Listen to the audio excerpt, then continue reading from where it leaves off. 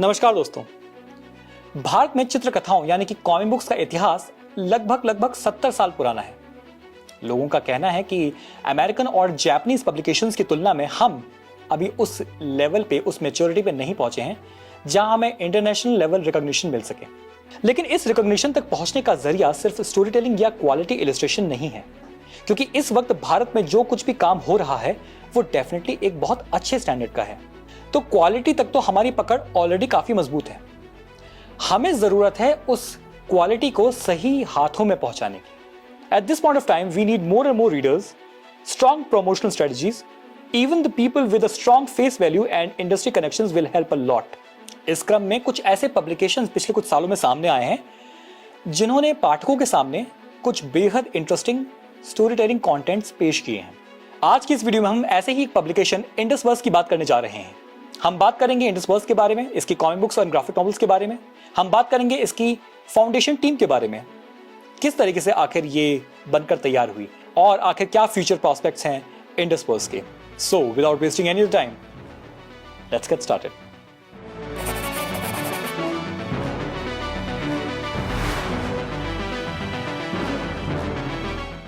इंडसवर्स की शुरुआत 2019 में हुई थी।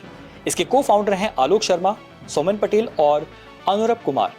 ये एक प्रीमियम ग्राफिक नॉवल पब्लिकेशन है जिसके अंदर 3 ग्राफिक नॉवेल्स लॉन्च की गई थी, स्टंट, #द बिगनिंग और आउटरीच।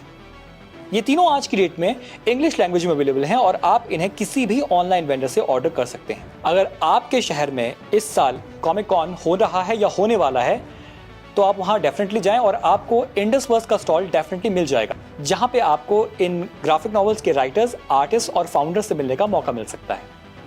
ये तीनों के तीनों ग्राफिक नॉवेल्स आप इंडिविजुअली भी खरीद सकते हैं और ये इस प्रीमियम पैक में भी अवेलेबल है। I mean just look at this. I mean there is a confusion कि मैं एक ग्राफिक नॉवल का पैक देख रहा हूँ या फिर एक आईफोन का पैकेज देख रहा हूँ। This is really cool. अगर आप इंडियन कॉमिक बुक्स के करंट मार्केट को जानते और समझते हैं तो आपको पता होगा कि आज की डेट में ऐसे कई कॉमिक बुक्स और graphic novel collector editions market में आने लगे हैं।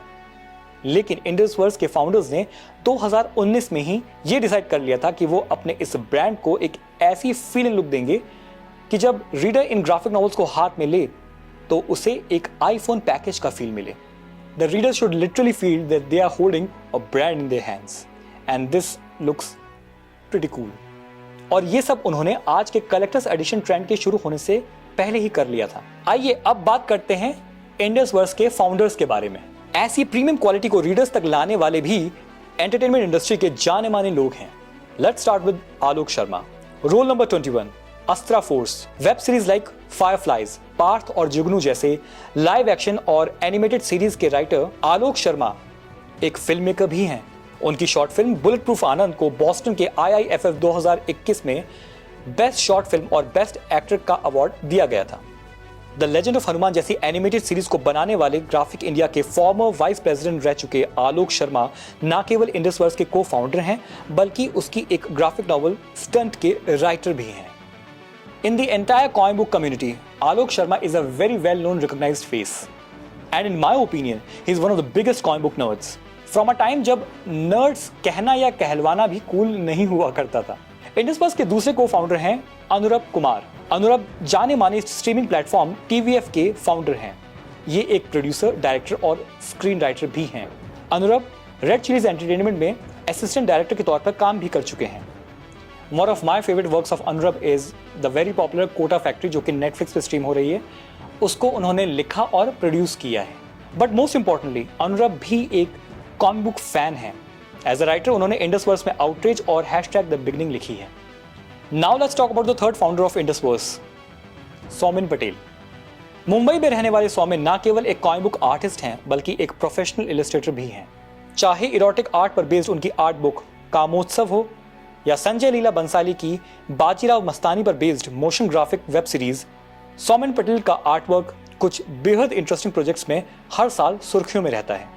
In fact, over the last 2 decades, Somen has extensively worked on some of the major Bollywood projects as well.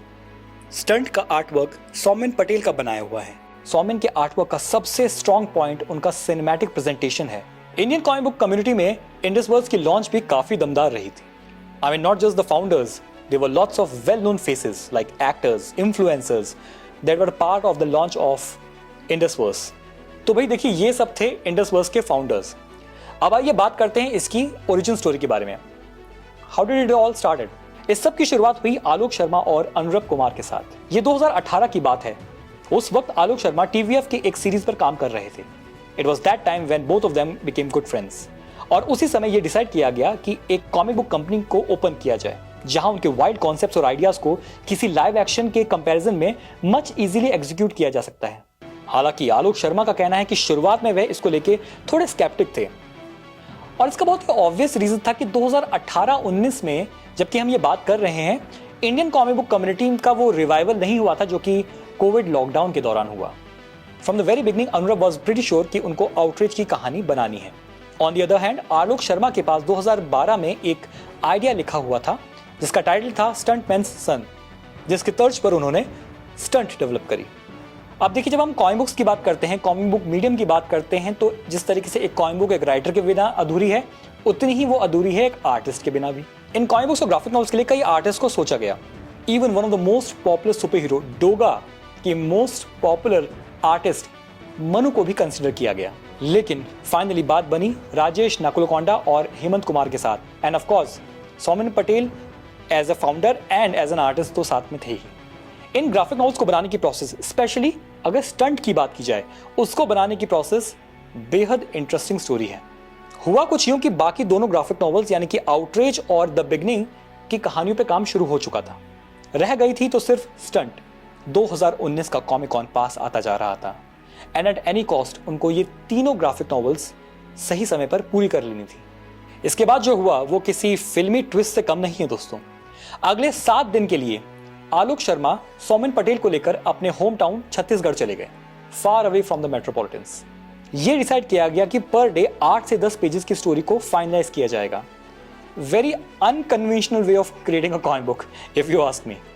वहीं दूसरी तरफ नोएडा में आउटरीच और द बिगनिंग पर लगातार काम चल रहा था, और फाइनली सारी की सारी टीम आकर मिली दिल्ली में, जहां पे इन कॉमिक बुक्स को प्रिंट करना था। लेकिन इसकी प्रिंटिंग से पहले लगभग 2 से 3 महीने तक कॉमिक बुक आर्टिस्ट ने अब इस स्टोरी पर अपने इलस्ट्रेशंस का काम स्टार्ट किया, और कुछ यूं तैयार हुई हमारी इंडसवर्स।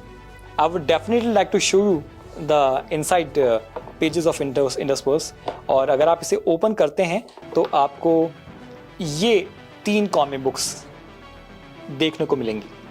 जैसे कि मैंने कहा, the beginning, #the beginning, then stunt and then outreach. The stunt को लिखा है आलोक शर्मा ने and the art is by Soumen Patel. Outreach has been done by Anurap Kumar and the pencils are by Hemant Kumar. #The beginning की राइटर हैं लियान सिंह और अनुरप कुमार, और इसका आर्ट किया है राजेश नाकुलकोंडा ने। जितना ज़बरदस्त इंडसवर्स का पेंसिलिंग वर्क है, उतना ही ज़बरदस्त काम किया है इसकी कलरिंग टीम ने।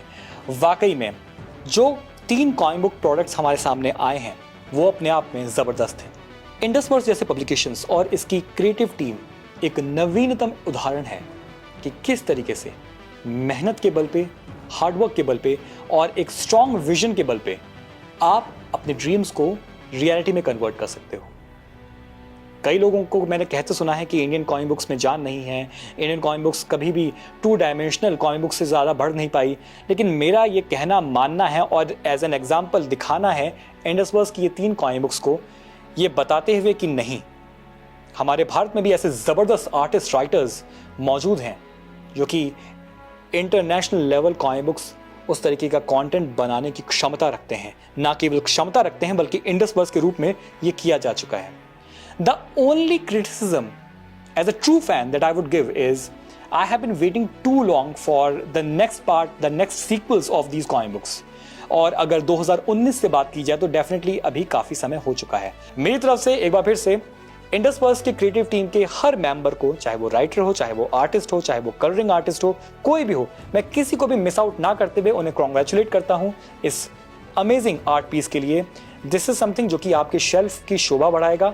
ये आपके पास होना चाहिए एज एन एग्जाम्पल कि नहीं, हमारे इंडिया में ना केवल किड्स के लिए कॉमिक बुक्स बनती हैं बल्कि एक ऐसा प्रोडक्ट भी बनता है जो कि हर एज ग्रुप में पढ़ा जा सकता है, जो एक एग्जाम्पल के तौर पे शाइन होता है कि ना केवल कॉमिक बुक्स बच्चों के लिए है बल्कि सभी जनरेशन के लिए है।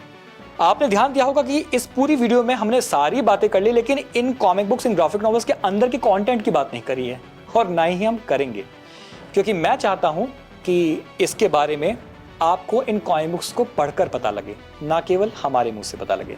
क्योंकि इतना कुछ बोल देने के बाद, after the publication, after the founders, कई लोग ये समझ सकते हैं कि हम अब इन कॉमिक बुक्स के कंटेंट की, इनकी स्टोरीज की तारीफ ही करने वाले हैं, बट नहीं। इसके अंदर की जो कहानियां हैं, मैं इतना जरूर कह सकता हूं कि वो अपने आप में कुछ ऐसी हैं जो कि आपने आज तक किसी इंडियन कॉमिक बुक में नहीं पढ़ी होगी। अब वो आपको अच्छी लगे या नहीं, ये आपकी चॉइस है, और ये चॉइस बनेगी कैसे? तब जब आप इंडसवर्स को पढ़ेंगे। लेकिन हाँ, सिर्फ एक चीज का हिंट मैं आपको जरूर दूंगा कि these are not the typical conventional superhero comic books. इसका कंटेंट कुछ ऐसा है जो कि आपने आज तक डेफिनेटली नहीं पढ़ा होगा। At least Indian comic book publications में तो ये completely revolutionary graphic novel publication है। So this is the video guys. Thank you so very much for watching this video. Like it, subscribe to the channel, share the video with others. अगर नहीं पढ़ी है तो पढ़िए। इंडसवर्स 2019 में आई थी और अगले सीक्वल का हमें इंतजार है। Thank you so very much, goodbye and God bless you.